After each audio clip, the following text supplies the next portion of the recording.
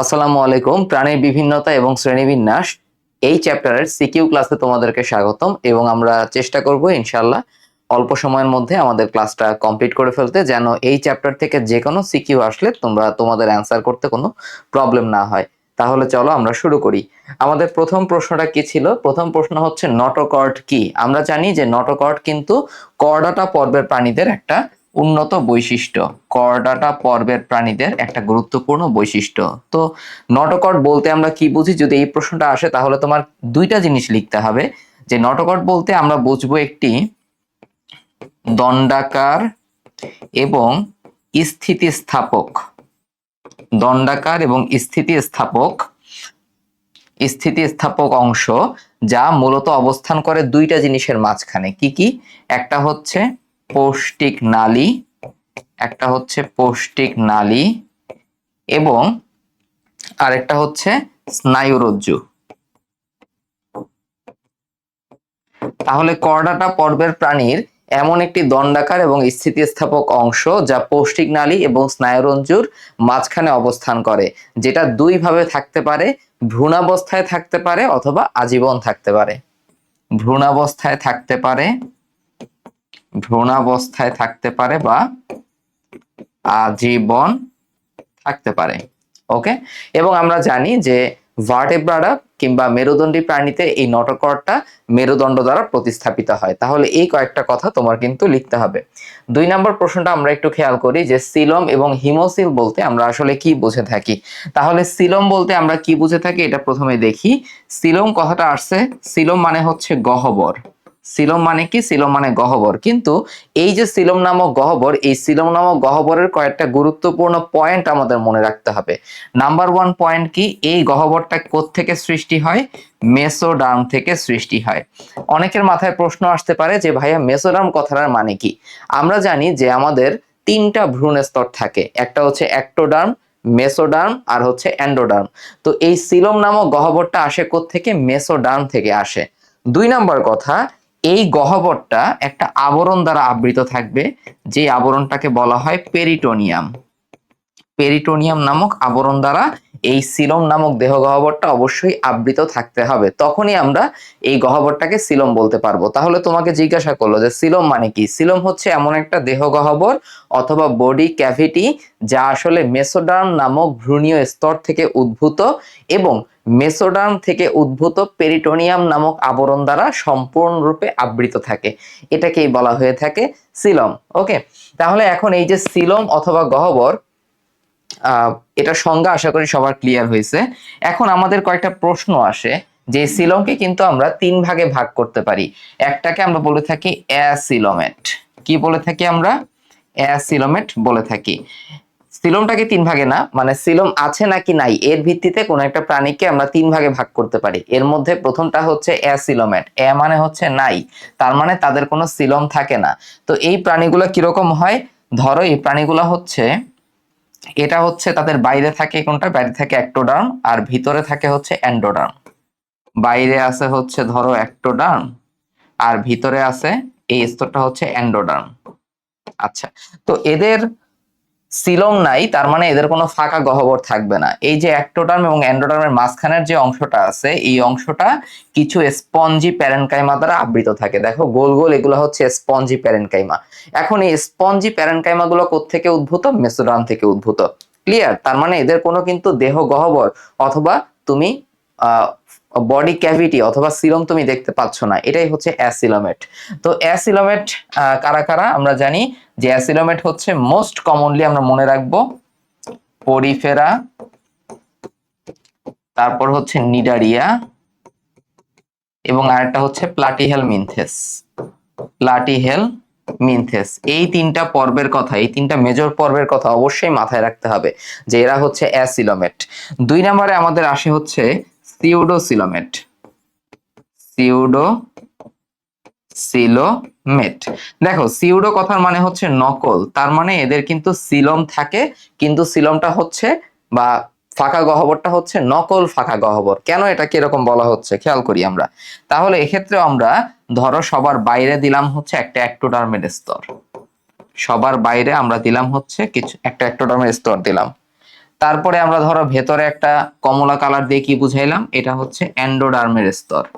আচ্ছা, এখন আমরা নিলাম হচ্ছে হলুদ কালি। এই হলুদ কালির মধ্যে মাঝখানে দেখো এই যে আমাদের গহ্বরটা, এই গহ্বরটাকে আমরা কিন্তু সিলম বলতে পারি, কিন্তু এটাকে আমরা প্রকৃত সিলম কেন বলবো না? এর ফার্স্টে আমি তোমাদেরকে এরকম ভাবে দুইটা অঙ্গ দেখাইলাম। এই অঙ্গগুলো হচ্ছে মেসোডার্মাল অঙ্গ, তার মানে মেসোডার্ম থেকে উদ্ভূত অঙ্গ হচ্ছে এগুলো হচ্ছে মেসোডার্মাল অঙ্গ। এখন খেয়াল করো, কখন আমরা এটাকে সিলম বলতাম? সিলম বলতাম একটা ফাঁকা গহ্বর আছে, এই ফাঁকা গহ্বরটা পেরিটোনিয়াম দ্বারা আবৃত থাকতে হবে। আচ্ছা ঠিক আছে, তাহলে ধরো মেসোডার্ম থেকে উদ্ভূত পেরিটোনিয়াম দ্বারা এই ফাঁকা গহ্বরটা কি করতে হবে? আবৃত থাকতে হবে। এখন কথা কি জানো, এটাকে আমি সম্পূর্ণরূপে প্রকৃত সিলম বলতে পারি না, কারণ সম্পূর্ণরূপে প্রকৃত সিলম বলতে হলে আমার এই যে মেসোডার্মাল অঙ্গগুলার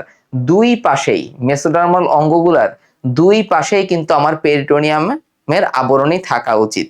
বুঝতে পারলাম? এটাই হচ্ছে মেইন কনসেপ্ট সিলমের। যদি আমি এটাকে প্রকৃতি সিলম বলতে চাইতাম, তাহলে মেসোডার্মাল অঙ্গের অথবা মেসোডার্মের যে ক্যাভিটি আছে সেটার দুই পাশেই পেরিটোনিয়ামের আবরণ থাকার কথা ছিল। কিন্তু যেহেতু আমরা এখন কি দেখব, একটু মুছে গেছে জিনিসটা, আমি আবার ঠিক করে দিই। কিন্তু সিউডোসিলোমেটের ক্ষেত্রে আমরা কি দেখতে পারি? সিউডোসিলোমেটের ক্ষেত্রে আমরা দেখতে পারি যে মেসোডার্মটা সম্পূর্ণরূপে আমাদের পেরিটোনিয়াম দ্বারা আবৃত থাকে না। তাহলে মেসোডার্মাল অঙ্গের দুই পাশেই পেরিটোনিয়ামটা নাই, এজন্য এটাকে বলা হচ্ছে সিউডোসিলোমেট। এবার আসবে হচ্ছে ইউসিলোমেট। ইউ কথার মানে হচ্ছে প্রকৃত। ইউ কথার মানে কি? ইউ কথার মানে হচ্ছে প্রকৃত। তাহলে একইভাবে তুমি এখানে আঁকো। ফার্স্টে তুমি এখানে ধরো একটা অ্যাক্টোডার্ম আঁকলা, এটা সাদা রঙের অ্যাক্টোডার্ম। তারপরে ধরো হচ্ছে তুমি আরেকটা সার্কেল দিয়ে আমি বুঝাইলাম, এটা হচ্ছে এন্ডোডার্ম, এটা হচ্ছে অ্যাক্টোডার্ম, এটা হচ্ছে এন্ডোডার্ম। ওকে, এবার আমি কি করব, আমার ফাঁকা গহ্বর কিন্তু আমি পেয়ে গেছি। ফাইন, ফাঁকা গহ্বর আমি কিন্তু পেয়ে গেছি। এখন এই ফাঁকা গহ্বরের দুই পাশেই খেয়াল করো, এই ফাঁকা গহ্বরটাকে সুন্দর করে আমার দুই দিকেই, ফাঁকা গহ্বরের দুই দিকেই দেখো পেরিটোনিয়ামের আবরণ আছে। তখন আমরা এই ফাঁকা গহ্বরটাকে বলবো হচ্ছে প্রকৃত সিলম বা সিলম বলে থাকি। তো এগুলাই হচ্ছে আমার ইউসিলোমেট। ওকে, তো ইউসিলোমেট মানে হচ্ছে প্রকৃত সিলম, আর সিউডোসিলোমেট মানে হচ্ছে নকল সিলম। এখন এই সিউডোসিলোমেটের মধ্যে মোস্ট ইম্পর্টেন্টলি আমাদের মনে রাখতে হয় নেমাটোডার কথা। তাহলে এটা খুব ইম্পর্টেন্ট একটা জিনিস। প্লাটিহেলমিনথেস, প্লাটি কথার মানে কিন্তু চ্যাপ্টা কৃমি কিন্তু হচ্ছে অ্যাসিলোমেট, তাদের কোনো সিলম থাকে না। কিন্তু গোল কৃমি বা নেমাটোডা এটা কিন্তু সিউডোসিলোমেট হয়ে থাকে, অর্থাৎ তাদের নকল একটা সিলম থাকে। অন্যদিকে আমাদের নেমাটোডার পরে যতগুলা পর্ব আছে, মলাস্কা, তারপরে আছে হচ্ছে এনিলিডা, তারপরে আছে হচ্ছে আর্থ্রোপোডা, তারপরে আছে একাইনোডার্মাটা, তারপর আছে হচ্ছে কর্ডাটা। এই সবগুলা পর্বের ক্ষেত্রে কিন্তু আমার প্রকৃত সিলম বিদ্যমান থাকবে। ওকে, এদের প্রত্যেকটার ক্ষেত্রে আমরা কি পাবো? প্রকৃত সিলম বিদ্যমান থাকবে। আচ্ছা, এরপরে প্রশ্নে আমরা চলে যাই। এরপরের প্রশ্ন বলছে ভ্রূণ স্তর বলতে আসলে কি বোঝায়? এটা সংক্ষিপ্ত প্রশ্ন, 2 মার্কের প্রশ্নে আসতে পারে। তাহলে ভ্রূণ স্তর বলতে আমরা ভ্রূণের বিভিন্ন স্তরকে বুঝবো, যেগুলা আলাদা আলাদা ভিন্ন ভিন্ন অঙ্গ গঠন করতে পারে। আমরা জানি মানুষের ক্ষেত্রে, অর্থাৎ একটা পূর্ণাঙ্গ মানুষের ক্ষেত্রে কি হয়, তাদের ভ্রূণ স্তর কিন্তু 3 ভাগে বিভক্ত, অ্যাক্টোডার্ম, এন্ডোডার্ম আর হচ্ছে মেসোডার্ম। এইটাই কিন্তু সবচেয়ে উন্নত বৈশিষ্ট্য। তো অ্যাক্টোডার্ম, এন্ডোডার্ম, মেসোডার্ম এই 3টা থেকে কিন্তু সম্পূর্ণ ভিন্ন ভিন্ন অঙ্গ গঠিত হয়ে থাকে। ওকে, তো কিছু অনুন্নত যে প্রাণীগুলো আছে, যেমন পরিফেরার কথা তুমি চিন্তা করো, পরিফেরার কিন্তু কোনো ভ্রূণ স্তর নাই, এজন্য পরিফেরার ক্ষেত্রে আমরা আলাদা কোনো অঙ্গ দেখতে পাই না। আমরা বলে থাকি এরা হচ্ছে কোষীয় মাত্রার প্রাণী। ওকে, আচ্ছা, এবার আমি যদি চিন্তা করি হচ্ছে নিডারিয়ার কথা, নিডারিয়ার ক্ষেত্রে আমরা পাই 2টা ভ্রূণ স্তর। ঠিক আছে, নিডারিয়ার ক্ষেত্রে আমরা পাই হচ্ছে 2টা ভ্রূণ স্তর, এপিডার্মিস আর হচ্ছে মানে অ্যাক্টোডার্ম আর হচ্ছে এন্ডোডার্ম। যেখান থেকে অ্যাক্টোডার্ম থেকে পাই এপিডার্মিস, এন্ডোডার্ম থেকে পাই হচ্ছে গ্যাস্ট্রোডার্মিস। ওকে, আর একদম উন্নত প্রাণী যেমন মানুষের ক্ষেত্রে আমরা 3টা ভ্রূণ স্তর পাই। ওকে, অ্যাক্টোডার্ম, মেসোডার্ম আর হচ্ছে এন্ডোডার্ম, এই 3টা ভ্রূণ স্তর আমরা পেয়ে থাকি। এরপরে আমরা চলে যাই যে প্লাটিহেলমিনথেস এবং নেমাটোডা, এখান থেকে আসলে এই চ্যাপ্টারটার সবচেয়ে গুরুত্বপূর্ণ সিকিউ টপিকগুলো শুরু, এখান থেকেই প্রশ্ন আসে সচরাচর। তাহলে আমরা ফার্স্টেই একটা ব্যাপার তোমাদেরকে একটু বুঝাই দিই। তোমাকে বেশিরভাগ ক্ষেত্রে প্রশ্ন জিজ্ঞাসা করবে কি যে কোন পর্বের চাইতে কোন পর্বটা বেশি উন্নত। মনে রাখবা যে আমাদের মেজর পর্ব কয়টা? মেজর পর্ব হচ্ছে 9টা।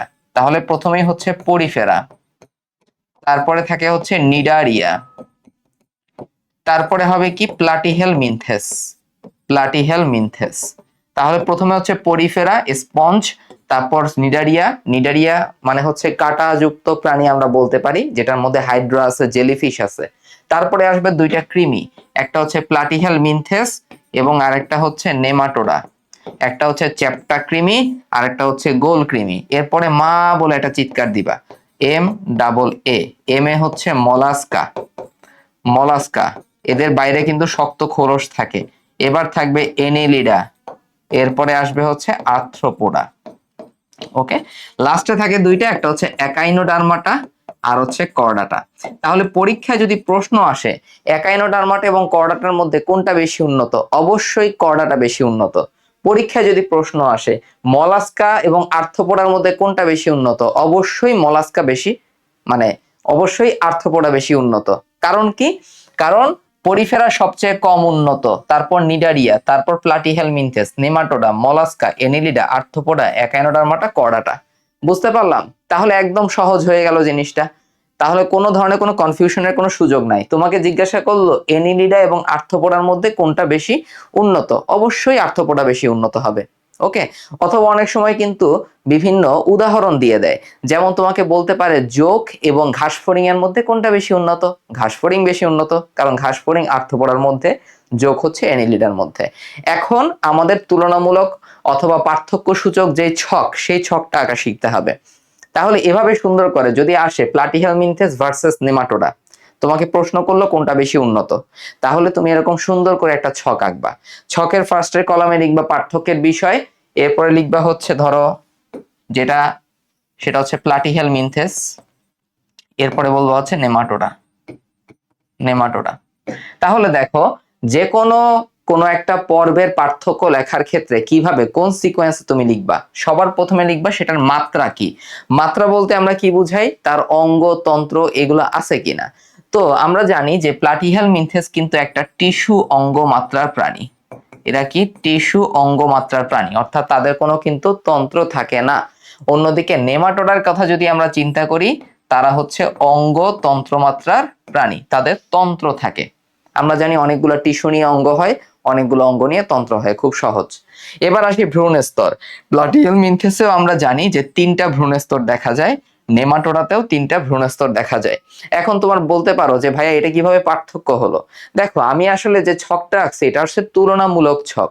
যদি তোমাকে বলে যে প্লাটিহেলমিনথেস এবং নেমাটোডার মধ্যে তুলনা করো, তখন সেখানে তুমি সাদৃশ্যও দেখাইতে পারবা, বৈসাদৃশ্যও দেখাইতে পারবা। ওকে, এরকম ছক এঁকে তুমি এদের মধ্যে পার্থক্য দেখাইতে পারবা, কোনো প্রবলেম নাই। এবার হচ্ছে সিলম।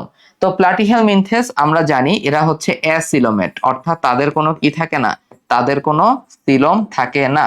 অন্যদিকে নেমাটোডা হচ্ছে সিউডোসিলোমেট, সিউডোসিলোমেট।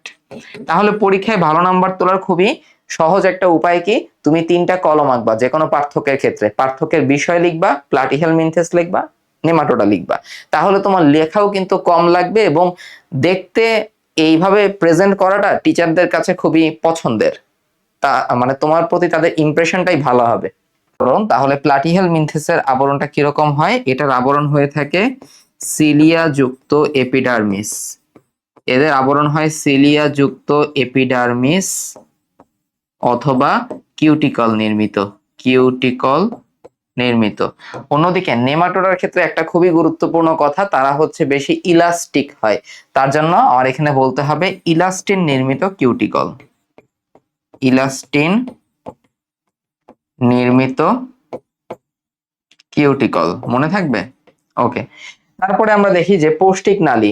এখন মনে করো যে প্লাটিহেলমিনথেস এবং নেমাটোডার মধ্যে খুবই গুরুত্বপূর্ণ একটা পার্থক্য হচ্ছে এদের পৌষ্টিক নালী। তাহলে প্লাটিহেলমিনথেসের মনে রাখবো এদের পৌষ্টিক নালীতে কোনো পায়ু ছিদ্র থাকে না, মুখ আছে কিন্তু পায়ু ছিদ্র থাকে না। অন্যদিকে নেমাটোডার ক্ষেত্রে পৌষ্টিক নালীটা মুখ থেকে শুরু করে একদম পায়ু পর্যন্ত বিস্তৃত। এজন্য নেমাটোডাকে বলা হয় নলের মধ্যে নল বা নলের ভেতর নল কিন্তু আমরা বলে থাকি। এবার আসো তন্ত্রের কথা। প্লাটিহেলমিনথেসে আমরা জানি কোনো তন্ত্র থাকবে না এবং নেমাটোডার ক্ষেত্রে কিন্তু তন্ত্র থাকে। তবে খুবই গুরুত্বপূর্ণ কথা, নেমাটোডাতে কিন্তু কোনো শ্বসন তন্ত্র বা সংবহন তন্ত্র থাকে না।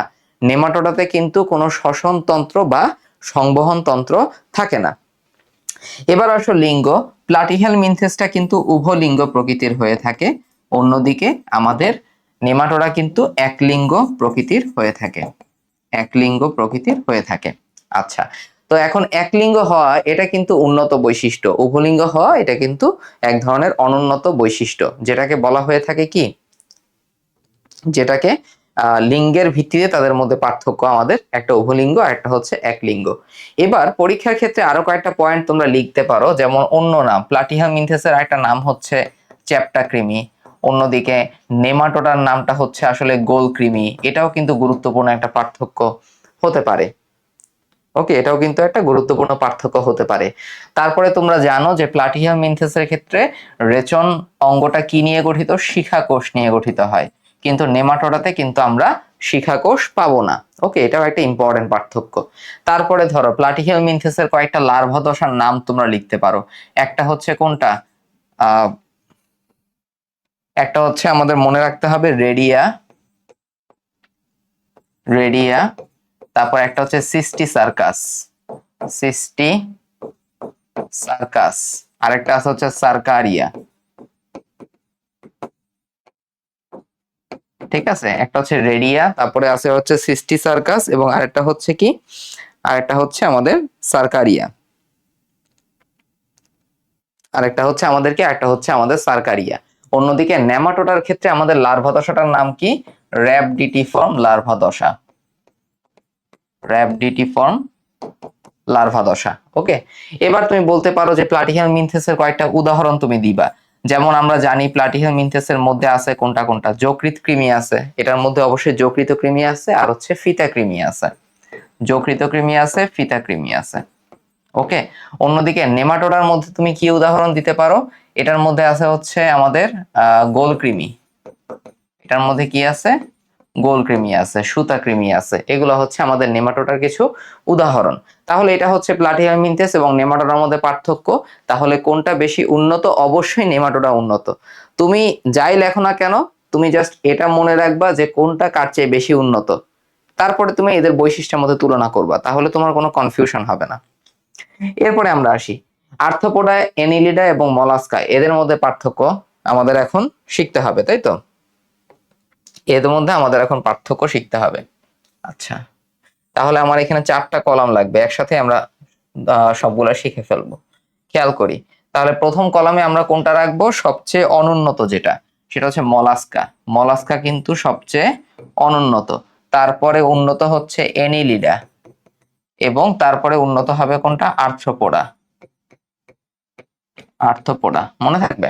তাহলে এবার আসো মাত্রার মধ্যে আমরা জানি যে এরা সবগুলাই কিন্তু তন্ত্র, এরা সবাই হচ্ছে অঙ্গতন্ত্র মাত্রার, সবারই কিন্তু কি আছে, সবারই কিন্তু তন্ত্র আছে। সবারই ভ্রূণস্তর কয়টা, ভ্রূণস্তর হচ্ছে 3টা। আমি আগেই বলছি যে আমি এই যে আমাদের ছকটা আমি দেখাচ্ছি, এটা কিন্তু তুলনামূলক ছক। যখন তুমি তুলনামূলক দেখাইতে যাবা, সেখানে কিন্তু সাদৃশ্য তুমি দেখাইতে পারবা, বৈসাদৃশ্য দেখানো যাবে। এরপরে দেখো সিলোমের ক্ষেত্রে, যে মলাস্কা এটাও কিন্তু ইউসিলোমেট, অ্যানিলিডাও কিন্তু ইউসিলোমেট, আর্থ্রোপোডাও কিন্তু আমাদের ইউসিলোমেট। আচ্ছা, এবং আমরা জানি যে মলাস্কা এবং আর্থ্রোপোডা এদের কিন্তু হিমোসিল থাকে। এবার আসি আবরণের ক্ষেত্রে। মলাস্কার যে আবরণ, সে আবরণটা কি নির্মিত হয়, সে আবরণটা হয়ে থাকে ম্যান্টল নির্মিত পাতলা একটা আবরণ। এখন এখানে একটা কথা আছে যে মলাস্কার এই যে ম্যান্টল নির্মিত, মলাস্কার এই যে আমাদের ম্যান্টল নির্মিত যে পাতলা আবরণ থাকে, সেই পাতলা নরম আবরণ থেকেই কিন্তু তাদের শক্ত খোলসটা তৈরি হয়, মনে থাকবে। এবার আসি অ্যানিলিডা। অ্যানিলিডার আবরণটা হচ্ছে কিউটিকল, কিউটিকল, কিউটিকলের আবরণী। আর আর্থ্রোপোডার ক্ষেত্রে আবরণীটা কি নির্মিত, কাইটিন নির্মিত আবরণী। আচ্ছা, মলাস্কার ক্ষেত্রে কিন্তু কাইটিন নির্মিত খুবই গুরুত্বপূর্ণ একটা অংশ আছে। মলাস্কার ক্ষেত্রে থাকে কাইটিন নির্মিত রেতিজিহ্বা, ঠিক আছে, মলাস্কার ক্ষেত্রে কি থাকে, কাইটিন নির্মিত রেতিজিহ্বা, কিন্তু তাদের দেহ আবরণ ম্যান্টল নামক পাতলা আবরণ। আচ্ছা, এবং এই ম্যান্টলটা দিয়ে কিন্তু তারা শ্বসনও সম্পন্ন করতে পারে। এবার আসি আমাদের পৌষ্টিক নালীর ক্ষেত্রে। আমাদের এই যে মলাস্কার ক্ষেত্রে যে পৌষ্টিক নালী থাকে, মলাস্কার পৌষ্টিক নালীটা কিন্তু থাকে পেঁচানো। মলাস্কার পৌষ্টিক নালী কিন্তু কি থাকে, পেঁচানো থাকে। এনিলিডা কিংবা আর্থ্রোপোডার ক্ষেত্রে পৌষ্টিক নালীটা কিন্তু পেঁচানো থাকে না। এবার আসি মানে রক্ত সংবহন তন্ত্র, খুব ইম্পর্টেন্ট। মলাস্কার রক্ত সংবহন তন্ত্র কি ধরনের হয়, এটা হয়ে থাকে অর্ধমুক্ত। মলাস্কার রক্ত সংবহন তন্ত্র কিন্তু অর্ধমুক্ত।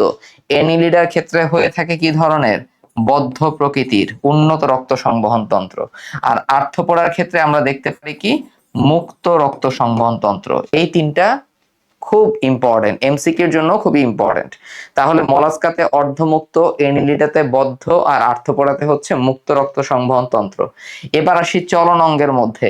আমাদের মলাস্কার ক্ষেত্রে যদি চলন অঙ্গ বলি, সেটা হচ্ছে মানে মাংসল পদ থাকে এদের। কি থাকে এদের, এদের হচ্ছে মাংসল পদ থাকে। আচ্ছা, পদ মানে হচ্ছে পা। আর এনিলিডার ক্ষেত্রে কি থাকে, দুইটা জিনিস, একটা হচ্ছে কাইটিনময় সিটি, কাইটিনময় সিটি খুবই ইম্পর্টেন্ট, কাইটিনময় সিটি, অথবা পেশল প্যারাপোডিয়া, পেশল প্যারাপোডিয়া, মনে থাকবে। আর আর্থ্রোপোডার ক্ষেত্রে আমরা জানি যে তারা সন্ধিপদী হয়ে থাকে।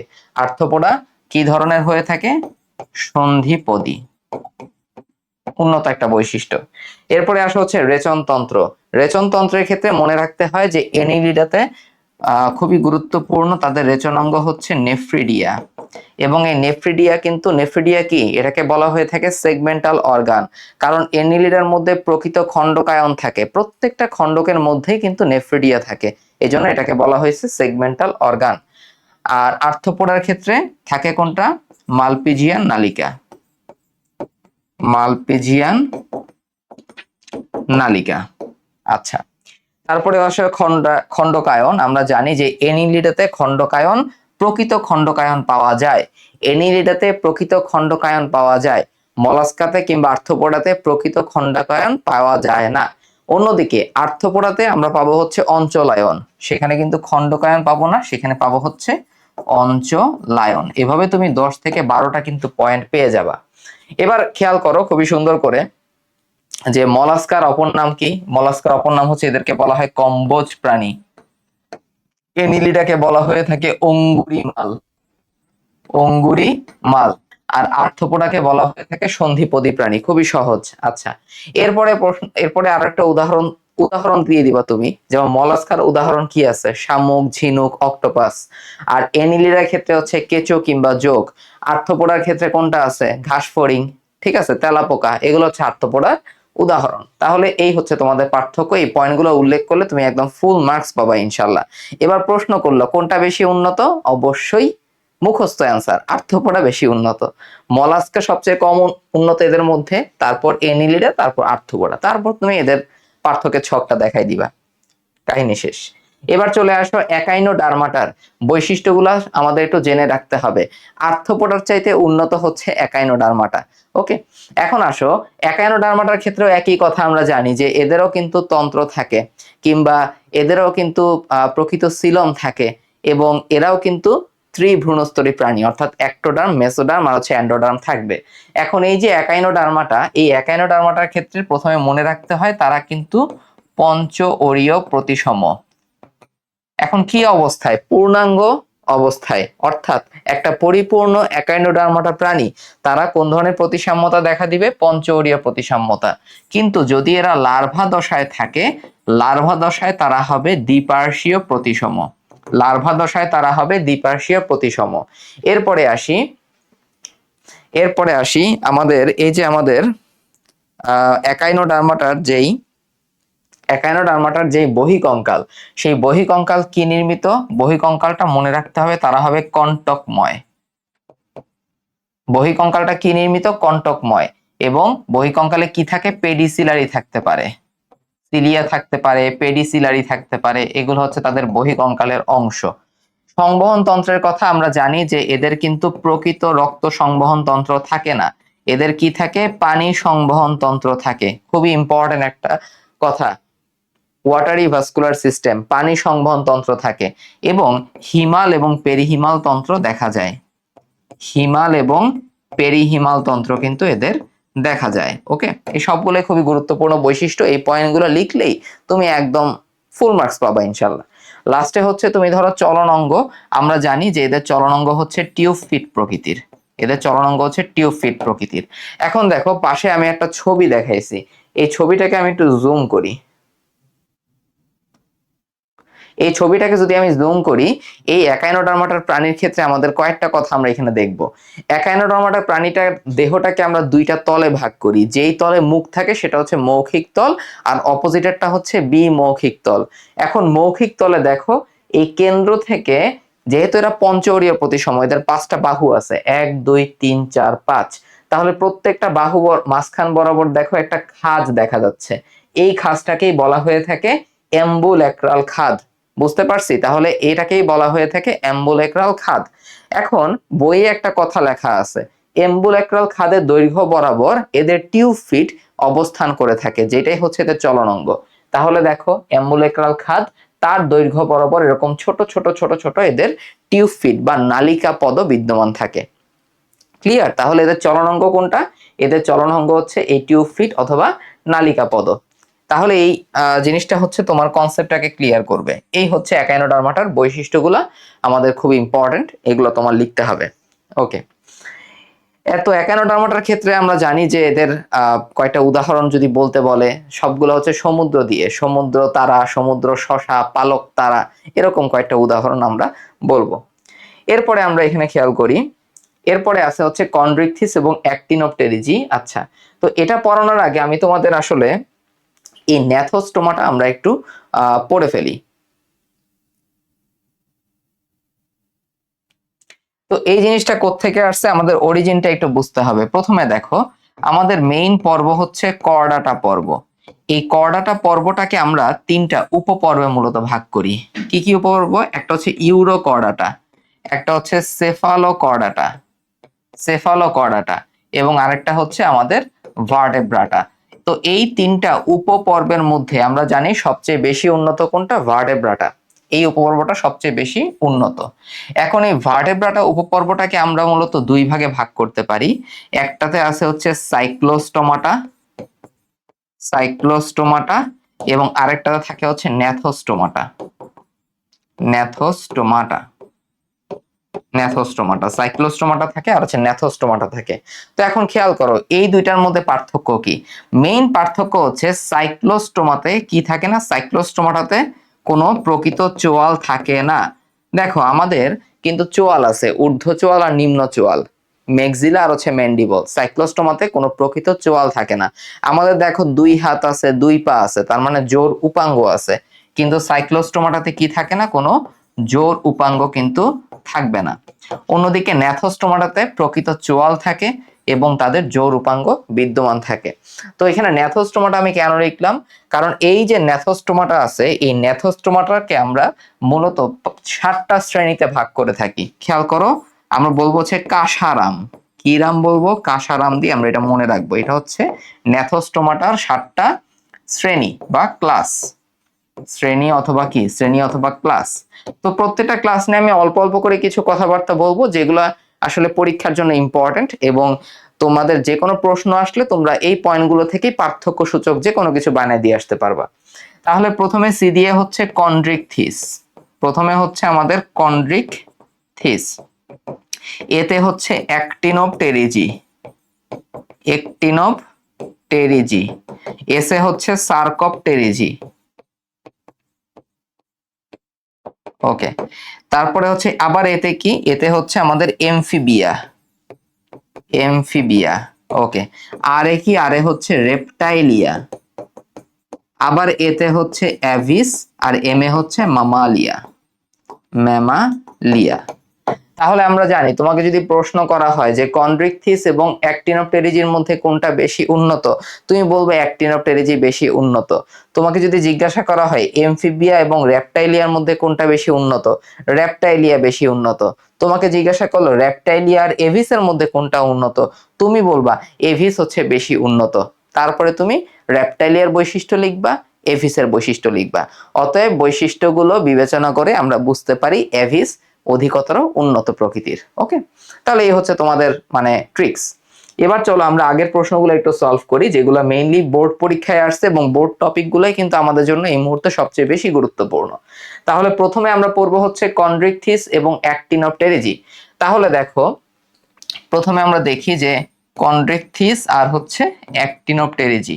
তো কন্ড্রিকথিসের মধ্যে কি আছে? প্রথম কথা হচ্ছে এদের আইস কি ধরনের। আমরা জানি কন্ড্রিকথিসের আইস হচ্ছে প্ল্যাকয়েড আইস। আর অন্যদিকে অ্যাক্টিনোপটেরিজির ক্ষেত্রে আমরা কি পেয়ে থাকি? আমরা পেয়ে থাকি টিনয়েড আইস পেয়ে থাকি অথবা সাইক্লয়েড আইস পেয়ে থাকি। আরেকটা আছে কিন্তু সার্কোপটেরিজি, যে সার্কোপটেরিজিতে আমরা পাবো হচ্ছে গ্যানয়েড আইস, আমরা জানি এটা। এবার আসি অন্তকঙ্কাল, অর্থাৎ ভিতরের কঙ্কালটা কি নির্মিত।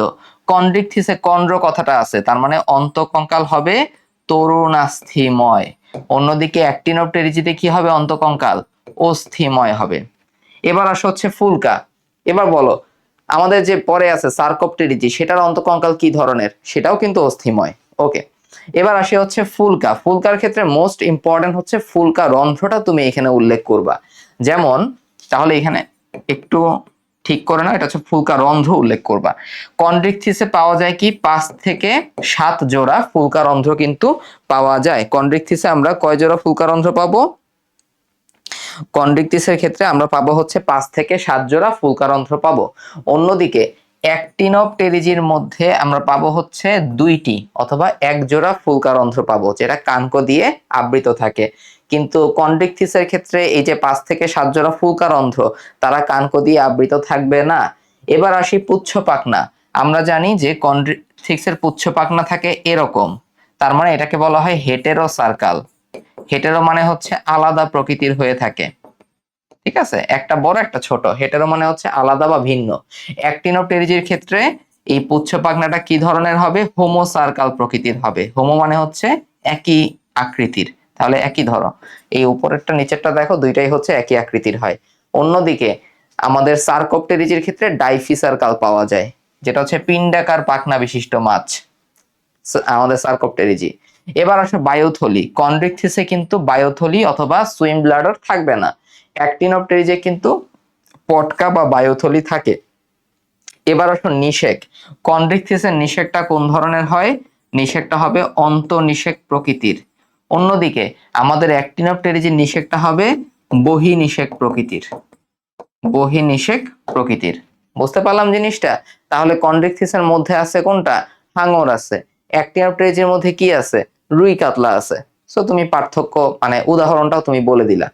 এই হচ্ছে আমাদের কন্ড্রিকথিস আর অ্যাক্টিনোপটেরিজির মধ্যে পার্থক্য আমরা দেখলাম। এরপরে দেখো এমফিবিয়া ভার্সেস ম্যামালিয়া। আমরা জানি যে এমফিবিয়াটা কি? এমফিবিয়া হচ্ছে উভচর, তাই না, অর্থাৎ ব্যাঙ। অন্যদিকে ম্যামালিয়া কারা? ম্যামালিয়া হচ্ছে ম্যামিলারি গ্ল্যান্ড থেকে এই নামটা আসছে। কারণ তুমি মানুষের কথা চিন্তা করো, মানুষ হচ্ছে ম্যামালিয়া মানে স্তন্যপায়ী প্রাণী, অর্থাৎ বাচ্চারা মায়ের বুকের দুধ অথবা মায়ের স্তনের দুধ খেয়ে তারা হচ্ছে বেঁচে থাকে। ওকে, বাচ্চারা, কারণ তাদের কি গ্ল্যান্ড থাকে? আমাদের ম্যামিলারি গ্ল্যান্ড থাকে। তো এখন খেয়াল করি আমরা পার্থক্যের বিষয়টা। প্রথমে বলছে এমফিবিয়া এবং ম্যামালিয়ার মধ্যে পার্থক্য কি, তাহলে আমরা এভাবেই আলোচনা করব। তাহলে সহজ প্রশ্ন কি? সহজ হচ্ছে তোমাকে বললো কি অ্যামফিবিয়া এবং ম্যামালিয়ার মধ্যে আসলে কে বেশি উন্নত? অবশ্যই ম্যামালিয়া বেশি উন্নত। পার্থক্যগুলো আমরা একটু খেয়াল করি। তাহলে একটা হচ্ছে অ্যামফিবিয়া আর একটা হচ্ছে ম্যামালিয়া, রাইট? তাহলে একটু খেয়াল করি মেরুদণ্ড। মেরুদণ্ডের ক্ষেত্রে প্রথমে বলবা কি যে এমফিবিয়া এবং ম্যামালিয়া দুইটার মধ্যেই তো আসলে মেরুদণ্ড আছে, দুইটাই কিন্তু মেরুদণ্ডী প্রাণী ভার্টেব্রাটার মধ্যে। এখন দুইটার ক্ষেত্রে কি? দুইটার ক্ষেত্রেই হচ্ছে মেরুদণ্ড আছে, কিন্তু এমফিবিয়ার চেয়ে ম্যামালিয়ার মেরুদণ্ড অধিকতর সুগঠিত এবং স্থিতিস্থাপক। এই পয়েন্টটা প্রথমে উল্লেখ করবা। এমফিবিয়ার তুলনায় ম্যামালিয়ার ক্ষেত্রে মেরুদণ্ড অধিকতর সুগঠিত এবং স্থিতিস্থাপক। এবার আসো দেহত্বক। এই যে এমফিবিয়া, এদের দেহত্বক হচ্ছে গ্রন্থিময়। দেহত্বক যদি গ্রন্থিময় থাকে, গ্রন্থি থেকে কিন্তু রস নিঃসৃত হয়, তার মানে এদের দেহত্বকটা হবে আর্দ্র প্রকৃতির, মসৃণ এবং আর্দ্র। অন্যদিকে আমাদের এই ম্যামালিয়াতে কিন্তু দুই ধরনের গ্রন্থি আমরা পাই ত্বকের মধ্যে, এবং ত্বকে কিন্তু লোম থাকে। ত্বকে কি থাকে? ত্বকে হচ্ছে লোম থাকে। দুই ধরনের গ্ল্যান্ড পাওয়া যায়, একটা হচ্ছে সোয়েট গ্ল্যান্ড এবং আরেকটা হচ্ছে সেবাসিয়াস গ্ল্যান্ড। সেবাসিয়াস গ্ল্যান্ড ঘাম গ্রন্থি, আর হচ্ছে শ্বেত গ্রন্থি আমরা জানি, এটা উন্নত একটা বৈশিষ্ট্য। তারপর এমফিবিয়া এবং ম্যামালিয়ার চোয়াল দেখো। এমফিবিয়ার যে চোয়াল, সেই চোয়ালে কিন্তু প্রকৃত দাঁত থাকে না, কিন্তু ম্যামালিয়ার ক্ষেত্রে চোয়ালে কিন্তু প্রকৃত দাঁত থাকে। এবার আসো বাচ্চার ক্ষেত্রে। এমফিবিয়ার ক্ষেত্রে কি হয়? এমফিবিয়ার কিন্তু ডিম থেকে বাচ্চা ফোটে। ওকে, এমফিবিয়ার ক্ষেত্রে কি হয়? ডিম থেকে তারা বাচ্চাটা প্রসব করে, ডিম থেকে বাচ্চা বের হয়। অন্যদিকে ম্যামালিয়ার ক্ষেত্রে তারা কিন্তু সরাসরি বাচ্চা প্রসব করে। স্তন্যপায়ী প্রাণী যেমন মানুষ, তারা কি করে? সরাসরি হচ্ছে বাচ্চা প্রসব করে এবং বাচ্চা মায়ের বুকের দুধ খেয়ে বেঁচে থাকে। এবার আসো বহিকর্ণ। আমাদের এমফিবিয়ার ক্ষেত্রে বহিকর্ণে কিন্তু কোনো কি থাকে না? পিনা থাকে না। অন্যদিকে ম্যামালিয়ার ক্ষেত্রে বহিকর্ণে কি পাওয়া যায়? পিনা পাওয়া যায়। ডায়াফ্রামের কথা চিন্তা করো। আমরা জানি যে আমাদের অর্থাৎ মানুষের ক্ষেত্রে বক্ষ গহ্বর এবং উদর গহ্বরকে একটা মাংসল পর্দা আলাদা করে, যেটাকে বলা হয় ডায়াফ্রাম। তাহলে এই ডায়াফ্রামটা কোথায় পাওয়া যায়? ডায়াফ্রামটা পাওয়া যায় কিন্তু আমাদের ম্যামালিয়াতে, কিন্তু এমফিবিয়াতে কোনো ডায়াফ্রামও আমরা পাবো না। এরপরে লাস্টে লিখবা যে এমফিবিয়ার হৃৎপিণ্ড কি ধরনের? এমফিবিয়ার হৃৎপিণ্ড হচ্ছে 3 প্রকোষ্ঠ বিশিষ্ট।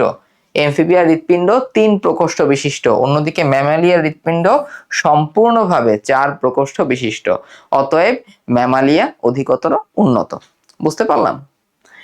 এরপরে আমরা যাই, এখানে এভিস নিয়ে কয়েকটা কথা। এভিসের কয়েকটা বৈশিষ্ট্য আমরা অবশ্যই মনে রাখবো, খেয়াল করো।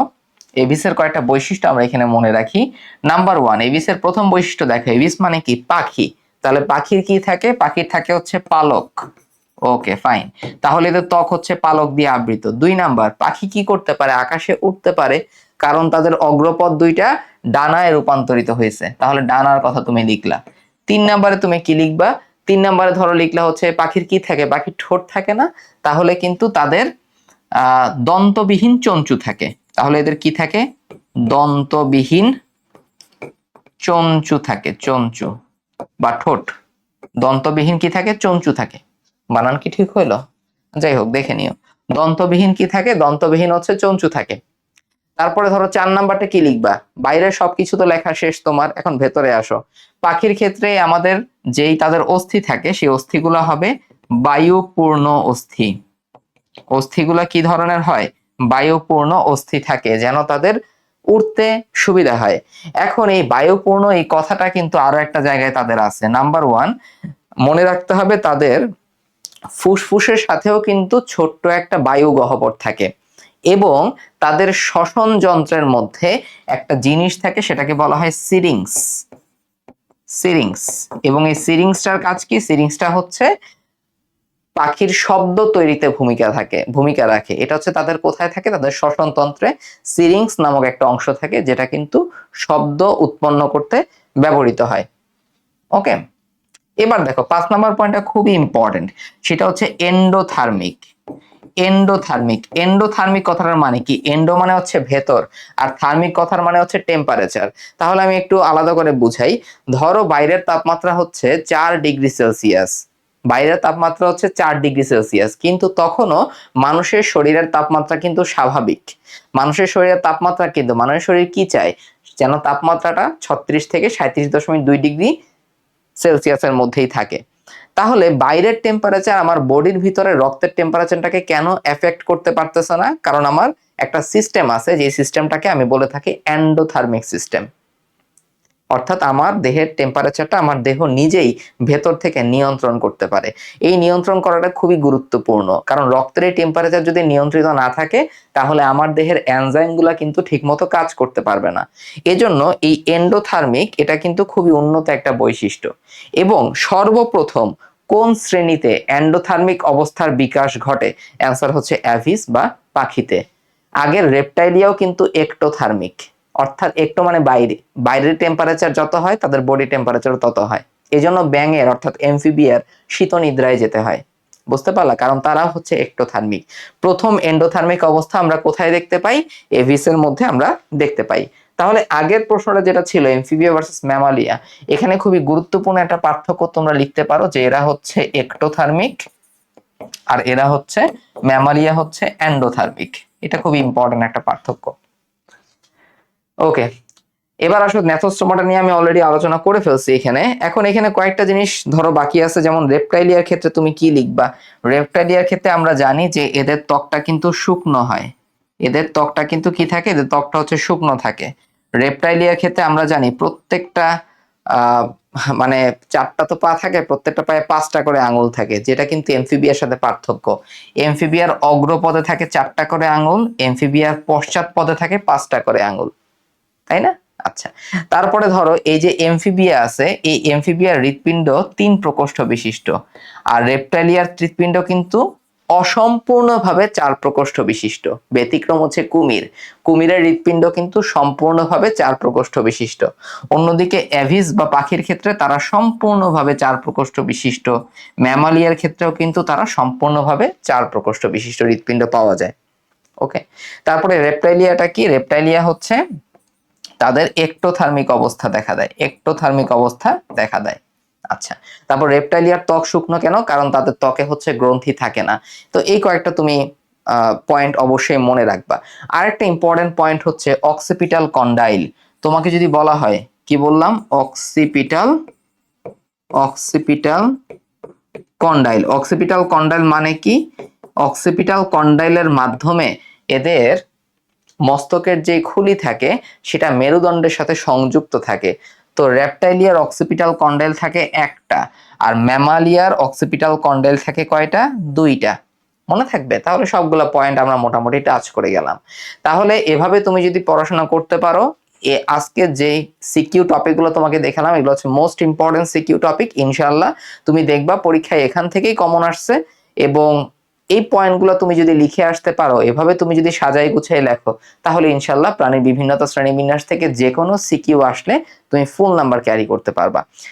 তো ভিডিওটি বা ক্লাসটি তোমাদের কাছে কেমন লাগলো অবশ্যই জানাবা, বন্ধুদের সাথে প্লিজ শেয়ার করে দিও। ভালো থাকো সবাই, আল্লাহ হাফেজ, আসসালামু আলাইকুম।